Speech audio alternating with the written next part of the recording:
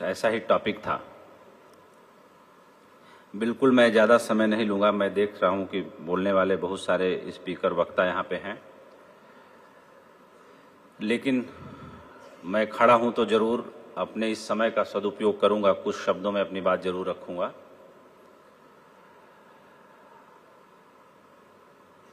Spiritualism को हिंदी में हम आध्यात्मिकता कहते हैं, और हमारे देश में आध्यात्म को और धर्म को बहुत मिलाकर देखने की कोशिश की गई। और मैंने जब से इस विषय को थोड़ा बहुत समझा जाना, तो मुझे समझ में आया कि आध्यात्मिकता बिल्कुल अलग है, धर्म बिल्कुल अलग है। थोड़ी बात धर्म पे भी होनी चाहिए, थोड़ी बात आध्यात्मिकता पे भी होनी चाहिए। पहले धर्म पे दो लाइन जरूर कहूँगा कि धर्म जिन लोगों ने पाया, पैदा किया, शायद उनके जीवन में कभी क्रांति का सूत्रपात हुआ होगा, तब कोई धर्म पैदा हुआ होगा। लेकिन हम जिस धर्म को मानते हैं वो तो हमारा बपौती है, हमें मिला ही हुआ है। हमारे जीवन में कभी कोई क्रांति घटी नहीं, कभी कोई परिवर्तन आया नहीं। इसलिए मैं अब जब सोचता हूँ इस पड़ाव पर आकर, तो मुझे लगता है कि मुझे अपने बच्चे को किसी धर्म की शिक्षा नहीं देनी चाहिए। मुझे ये जरूर सुविधा मुहैया कराना चाहिए कि वो सारा धर्म पढ़े। न मैं उसे हिंदू बनाऊं, न ईसाई बनाऊं, न मुसलमान बनाऊं, न सिख बनाऊं, न यहूदी बनाऊं। मैं उसे कुछ न बनाऊं। मैं उसे ये आज़ादी दूं कि तुम जो चाहे पढ़ो, और जिस दिन तुम्हें मौज आ जाए, जिस दिन तुम्हारी आत्मा झूम उठे, जिस दिन तुम्हें मजा आ जाए, उस दिन तुम उसी धर्म को स्वीकार कर लेना। क्योंकि धर्म अनेक हैं और सभी धर्मों ने परमात्मा तक पहुंचने के रास्ते बताए हैं, लेकिन हर रास्ता सबके लिए सही नहीं है। लेकिन किसी एक रास्ता को पकड़ के अंतिम रास्ते तक पहुंचा जा सकता है। यानी दूसरे शब्दों में मैं कहूं कि साध्य और साधन महत्वपूर्ण नहीं है, वो रास्ता महत्वपूर्ण है जो एक दिन मंजिल में तब्दील हो जाता है। और जैसे कोई कवि है, कोई चित्रकार है, कोई गणितज्ञ है। अब किसी कवि को हम गणित का धर्म दे दें तो शायद उससे उस रास्ते पर चला नहीं जाएगा।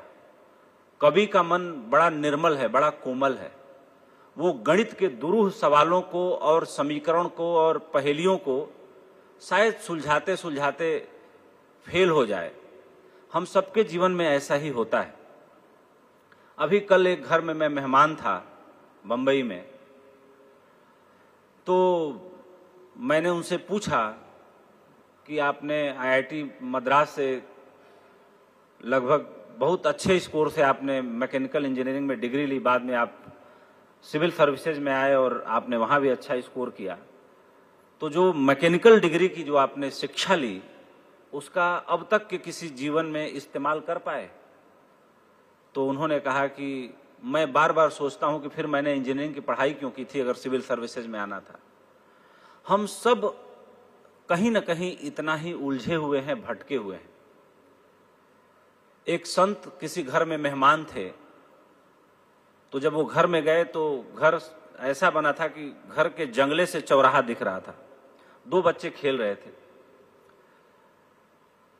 थोड़ी देर बाद दोनों बच्चों में बड़ा विवाद हो गया। तो सहसा वो सहज भाव के आदमी थे, संत थे, बच्चों में उनकी रुचि थी, दिलचस्पी थी। हर संत को बच्चों में दिलचस्पी होती ही है, क्योंकि जब वो संत सही में होता है तो बच्चा हो जाता है। तो गए कि भाई बच्चों क्या हुआ? तो एक बच्चे ने कहा कि अंकल इसने मेरी कार ले ली। तो दूसरे बच्चे ने कहा कि नहीं अंकल इसने मेरी कार ले ली। तो उन्होंने कहा कार है कहाँ? तो बच्चों ने कहा कि हम दोनों खेल खेल रहे थे, चौराहे पर जो कार आ रही थी, जिसको जो पहले देख रहा था वो कार उसकी हो जाती थी। अब ये कार जो मैंने पहले देखी कह रहा है कि नहीं मैंने पहले देखी। इसी बात पे दोनों के बीच लड़ाई हो गई। तो उन्होंने उसका बड़ा गहरा आध्यात्मिक एनालिसिस किया कि हमारा भी जीवन चौराहों पर, हमारे दिमाग के चौराहे पर जो दौड़ती हुई कारें हैं, यानी विचार रूपी जो कारें हमारे दिमाग में दौड़ रही हैं, जिनसे हमारा कोई लेना देना नहीं है। जैसे उन बच्चों का उन कारों से कोई लेना देना नहीं था, खेल रहे थे। लेकिन ठीक उसी तरीके से जितना कूड़ा करकट हम अपने दिमाग में इकट्ठा कर लेते हैं कि मूल्यवान रखने के लिए कुछ जगह बचता ही नहीं। और अध्यात्म हमें ये सिखाता है कि जीवन में मूल्यवान के लिए कम मूल्यवान चीज़ों को जो जितना जल्दी, जितना तन्मयता से छोड़ता चला जाता है, वही जीवन में सही अर्थों में आध्यात्मिक संतुलन को प्राप्त करता है। लेकिन अक्सर हम देखते क्या हैं कि जैसे रहीम का दोहा है, अगर मैं गलत नहीं हूं तो, बहुत बचपन में पढ़ा था कि साधु जैसा ऐसा चाहिए जैसा सूप स्वभाव, सार सार को गही रहे थोथा दे उड़ाए। कि साधु का स्वभाव सूप जैसा होना चाहिए। चूंकि हम लोग गांव में पले बढ़े हैं तो अब तो सूप का इस्तेमाल होता नहीं शहरों में, लेकिन गांव में मैंने सूप देखा है कि माँ दाल बनाने के लिए उसको उछाल के उसके छिलके को अलग करती थी और दाल को अलग कर लेती थी। तो रहीम कहते हैं कि सज्जन और साधु का स्वभाव सूप की तरह होना चाहिए, जो व्यर्थ को हटा दे और जो मूल्यवान चीजें हैं उनको बचा ले। अध्यात्म हमें यही सिखाता है। मूल्यवान है उसको समझें। और मूल्यवान क्या है?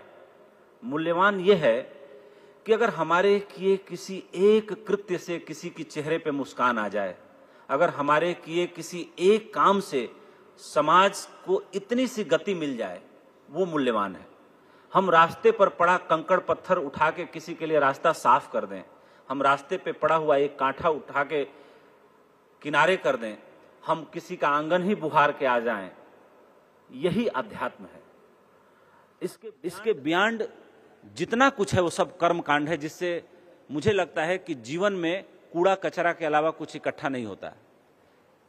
महात्मा बुद्ध की एक कहानी मैं यहां सुनाना चाहूंगा, जो उनके सबसे करीबी शिष्य हुए सरिपुत्र, उनकी मुलाकात महात्मा बुद्ध से हुई और उन दोनों के बीच घंटों संवाद चला।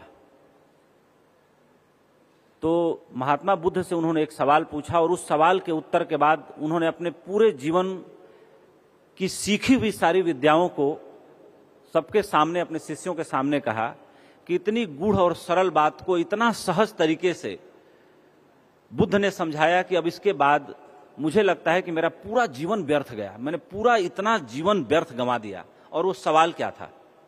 सवाल ये था कि उन्होंने पूछा कि हे बुद्ध, तो क्या आप ईश्वर को नहीं मानते, आप किसी कर्म कांड में भरोसा नहीं करते, तो क्या ये सभी यम नियम व्रत उपवास ये क्या सभी व्यर्थ हैं, बेकार हैं? तो बुद्ध ने कहा कि हम नदी के किनारे बैठे हैं, अगर इस नदी को पार करना हो तो कोई आदमी क्या करेगा? तो उन्होंने जवाब दिया कि अगर पानी गहरा नहीं होगा तो आदमी चल के नदी पार कर लेगा, अगर गहरा होगा, तैरना जानता हो तो तैर के पार कर लेगा, अगर डरता हो तो नाव की सहायता से पार कर लेगा। तो बुद्ध ने कहा कि अगर वो आदमी कहे कि वो नदी का दूसरा किनारा चल के स्वयं इधर आ जाए,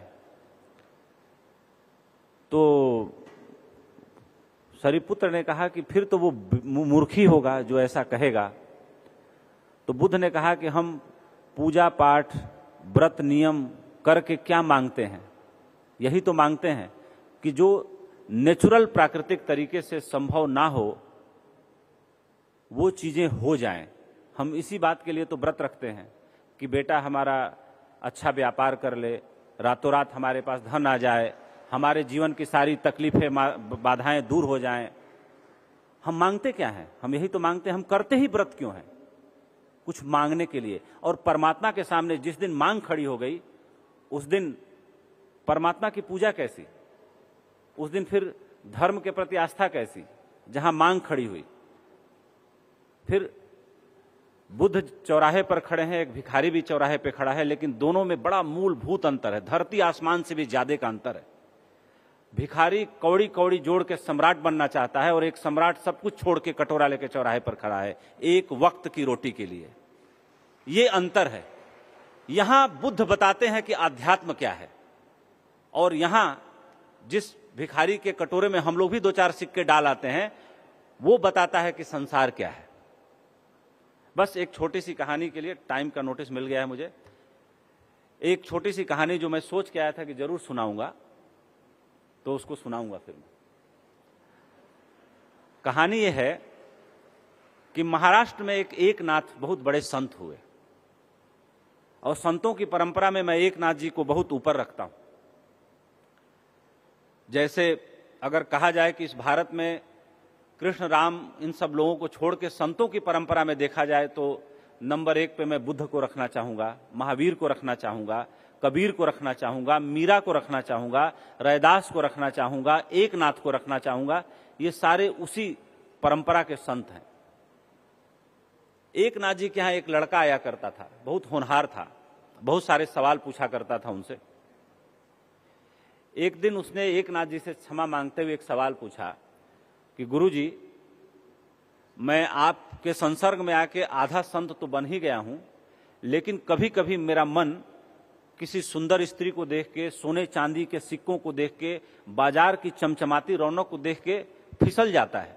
आपका मन क्यों नहीं फिसलता? तो एकनाथ जी ने कहा कि सुनो, मैं बहुत समय से तुमको एक बात बताना चाह रहा था। तुम्हारी आयु मात्र 7 दिन की बची है। तुम 7 दिन बाद मर जाओगे। और जब एकनाथ जैसा संत कहे कि उपेंद्र राय तुम 7 दिन बाद मर जाओगे, तो फिर सवाल करने का कोई उपाय बचता नहीं। वो लड़का बेचारा बहुत घबराया, उसके पैरों में बड़ा कंपन हुआ, बिना बोले थोड़ी दूर चल के गिर गया। एकनाथ जी के शिष्यों ने उसे उठाया, उसके घर पहुंचाया। 7 दिन बाद एकनाथ जी उसके घर पहुंचे। उसके घर में रोना पीटना मचा हुआ था। उसके माँ बाप सब, शादी भी हो चुकी थी, पत्नी भी थी, बच्चे भी थे, सारे रिश्तेदार नातेदार वहां इकट्ठा थे। तो एकनाथ जी से उसके माँ बाप ने कहा कि आप तो बड़े सिद्ध संत हैं, आप तो चमत्कार दिखाते हैं, मेरे बेटे को बचा लीजिए किसी भी तरह से। उन्होंने कहा बिल्कुल बचा लूंगा, बचाने ही आया हूं, लेकिन इसके लिए करना यह होगा कि कोई एक आदमी परिवार में अपना जीवन इसके एवज में दे दे, जिसकी आयु लगभग ठीक ठाक बीत चुकी है। तो सबसे पहले तो मां ने कहा कि मैं दे देती, लेकिन इसके पिता की ऐसी आयु हो गई है, अक्सर बीमार रहते हैं, अगर मैं छोड़ के चली गई तो इसके पिता का कोई ध्यान नहीं रखेगा। फिर एकनाथ जी ने उसकी पत्नी की तरफ देखा। पत्नी ने कहा कि अब तो ये जा ही रहे हैं, 2 छोटे छोटे बच्चे हैं, इनका ध्यान कौन करेगा। भाई की तरफ देखा तो भाई ने कहा कि मैं अपना प्राण नहीं दे सकता, मेरा भी परिवार है। ये सारी बातें, वो मूर्छा में लड़का था लेकिन सुन रहा था। एकनाथ जी ने उसके माथे पे हाथ रखा और उन्होंने कहा कि तुमने मेरे से एक सवाल पूछा था कि मेरा मन इन रंगीनियों को देख करके क्यों नहीं विचलित होता। 7 दिन के अंदर तुम्हारे मन में कोई भी ख्याल आया जो तुम मुझे बता के आए थे उस दिन? उसने कहा गुरुजी क्या बात करते हैं, जब आदमी मर रहा हो, मरण शैया पे सोया हो, तो उसके मन में कोई ख्याल आएगा? तो एकनाथ जी ने कहा कि ऐसे ही मैं कब का ही मरण शैया पे हूं, बस ये शरीर जो साधे हुए हूं। जब आदमी मरने को होता है तो उसके मन में विचार नहीं आता, और संत अपने को मार देता है, मरा पे विजय प्राप्त कर लेता है। ये कहानी मैंने इसलिए सुनाई कि आध्यात्म हमारे रोज के जीवन का हिस्सा है, लेकिन संतत्व उसकी मंजिल है। एकनाथ जैसे लोग या जो संत परंपरा के लोग हुए, शायद उनके सामने हमें सीखने को मिलता है, माथा झुकाने को मिलता है, यही जानने को मिलता है, और यही जीवन का परम सुख है कि थोड़ा सा जान लिया जाए, क्योंकि परमात्मा को पाने के लिए हमें भी थोड़ा परमात्मा बनना पड़ता है। जैसे दूध को दही बनाने के लिए उसमें दूध में दही का जोरन थोड़ा सा डालना पड़ता है। इसी के साथ अपनी बात समाप्त करता हूं। ब्रह्म कुमारीज के इस आदरणीय पवित्र मंच को धन्यवाद देता हूं। जय हिंद, जय भारत, धन्यवाद।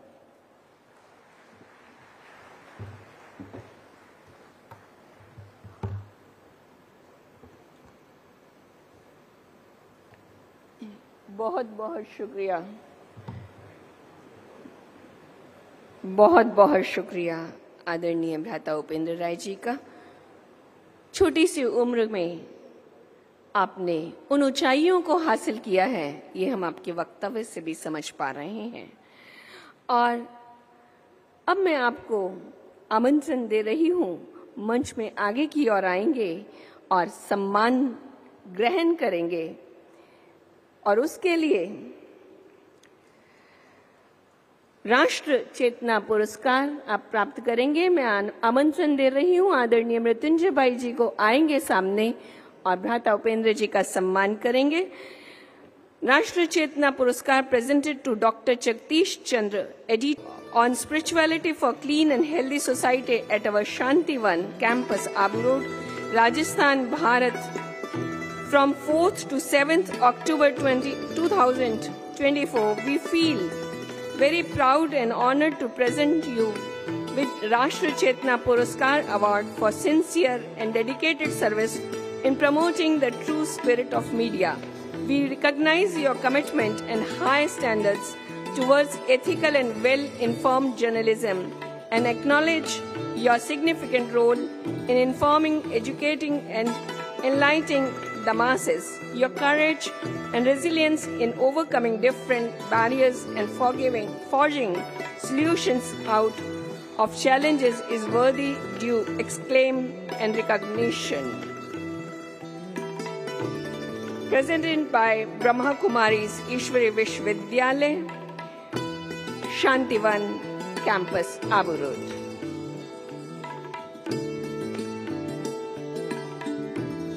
आप देख रहे हैं हमारे मंत्री महोदय, सुदेश दीदी, साथ ही मृत्युंजय भाई आपको अवार्ड दे रहे हैं। आगे बढ़ते हुए मैं बढ़ रही हूँ काम्या जानी वर्मा की तरफ।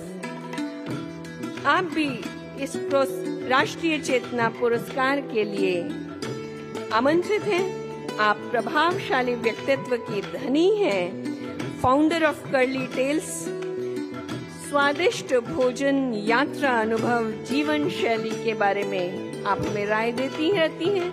आपसे अनुरोध है, आप अपने विचार पहले हमारे आगे रखेंगी। काम्या जैनी, आप पहले आगे आएंगी और अपने 2 शब्द रखेंगी। मेरा मन से अनुरोध रहेगा कि सभी अनुभवी जन हैं, अपनी बात गागर में सागर करेंगे तो अति उत्तम होगा। काम्या जैनी।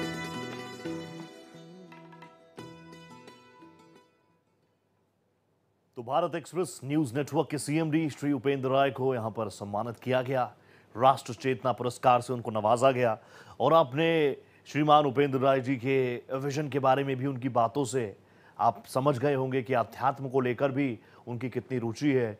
चाहे बात भगवान बुद्ध की हो या फिर किस तरीके से एक जीवन जीना चाहिए, इस दिशा में भी उपेंद्र राय ने हमेशा अपनी बातें रखी हैं। लोग उन्हें खासा पसंद भी करते हैं। और अगर उपेंद्र राय जी के प्रोफेशनल करियर के बारे में बात की जाए तो आप जानते हैं लगभग 25 वर्षों का उनका एक्सपीरियंस जर्नलिज्म में, और इसी में बेहतरीन योगदान के लिए श्रीमान उपेंद्र राय जी को मंच पर सम्मानित किया गया है। आप जानते हैं ब्रह्म कुमारीज क्या है, क्या काम करता है। न सिर्फ देश में इसकी ख्याति है बल्कि दुनिया में इसको कितना माना जाता है, किस सेवा भाव के साथ काम किया जाता है, कैसे एक समाज को बेहतर समाज बनाने का काम किया जाता है। और राजस्थान के माउंट आबू में ये वैश्विक सम्मेलन, जिसमें आपके अपने channel Bharat express news network के सीएमडी एडिटर इन चीफ श्रीमान उपेंद्र राय जी को सम्मान से नवाजा गया।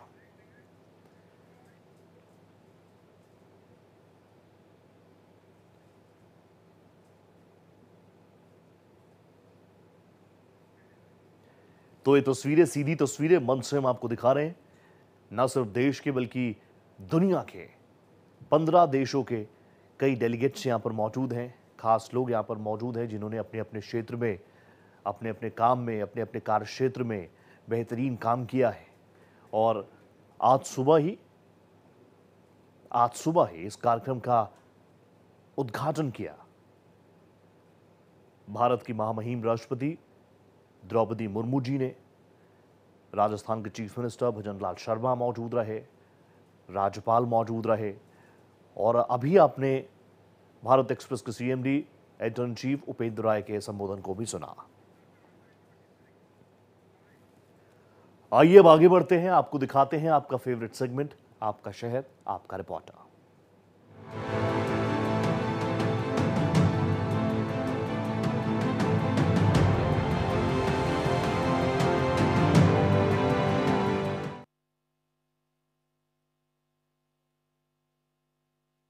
कोसी डैम से 6.5 लाख क्यूसेक पानी छोड़े जाने का असर अभी भी कायम है। उत्तर बिहार के कई जिलों, लगभग 12-13 जिलों में जल जमाव एक बड़ी समस्या बनी हुई है और आसपास के लोग जलमग्न होकर रहने पर मजबूर हैं।